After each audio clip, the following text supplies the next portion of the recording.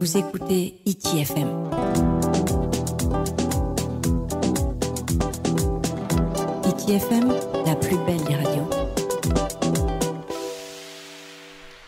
Vous savez, c'est toujours un moment de joie pour le président et pour les ministres qui ont participé parce que, vous savez, c'est très rare aussi dans la vie de voir des contentements au niveau des gens, le sourire, la joie, voire le bonheur même dans les familles.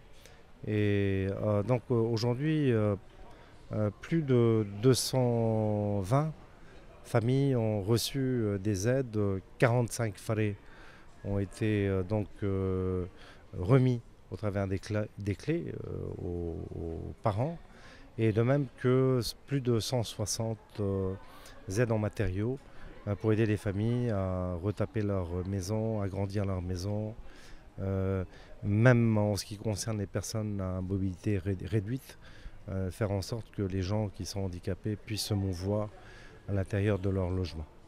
Depuis le début de l'année, Monsieur le ministre, combien à peu près le chiffre les gens ont reçu d'aide? Je ne peux pas vous donner le chiffre exact. Aujourd'hui, ce que je peux simplement vous dire, c'est que nous allons arriver en fin d'année à 550 farés OPH à peu près qui auront été construits avec les certificats de conformité et les clés qui ont été effectivement remises. Et nous allons attribuer 1500 aides en matériaux à peu près au niveau des familles, que ce soit ici sur l'île de Tahiti ou dans les îles. D'autres personnes, d'autres familles encore vont recevoir aussi ces aides? Oui, il y a encore 3 familles aujourd'hui qui sont recensées, que ce soit des familles qui sollicitent un logement social, qui n'ont pas de terrain, ou que ce soit des familles qui veulent faire construire un faré sur leur terrain, ou alors des gens qui ont besoin aussi d'être aidés sur l'autoconstruction avec les aides en matériaux. Mais d'après nos calculs, on va résorber l'ensemble de ces demandes dans les années qui viennent, et en particulier pour l'aide à l'habitat dispersé dans les 2 à 3 ans qui viennent. Ce qui veut donc dire que nous allons renforcer la construction de résidences, de petits lotissements pour les familles qui ne disposent pas d'un terrain. Un dernier mot, Patrick? Non, le dernier mot, c'est simplement transmettre un message à la fois d'encouragement et de confiance au niveau des familles qui aujourd'hui sont encore dans l'attente.